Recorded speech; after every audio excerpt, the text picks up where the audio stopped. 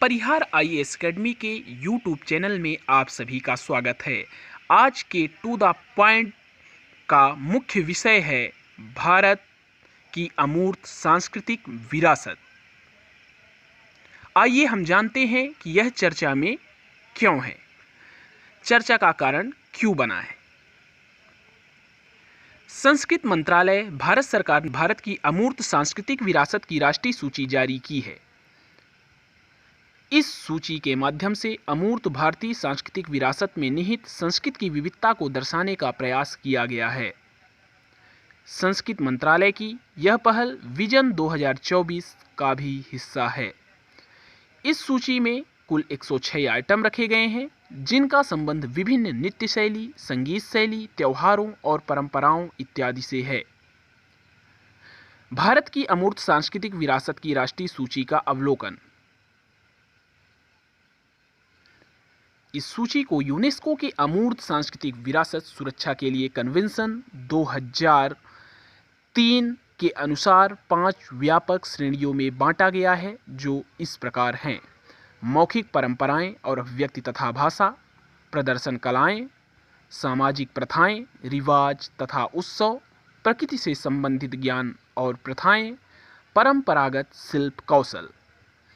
UNESCO द्वारा इस सूची में ऐसी अमूर्त सांस्कृतिक विरासत शामिल की गई हैं जो इन विरासतों की विविधता का प्रदर्शन करती हैं तथा इनके महत्व के बारे में जागरूक करती हैं। यूनेस्को सूची में शामिल भारत की अमूर्त सांस्कृतिक विरासतें।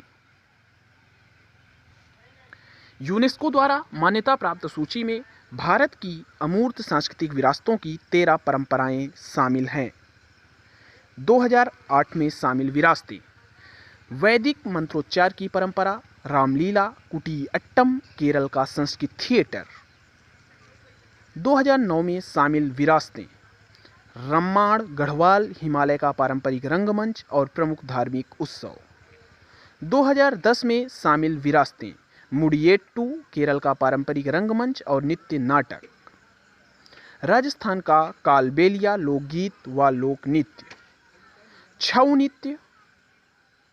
2012 में शामिल विरासतें: ट्रांस हिमालय के लद्दाख क्षेत्र के बौद्धों के पवित्र ग्रंथों का मंत्रोच्चार।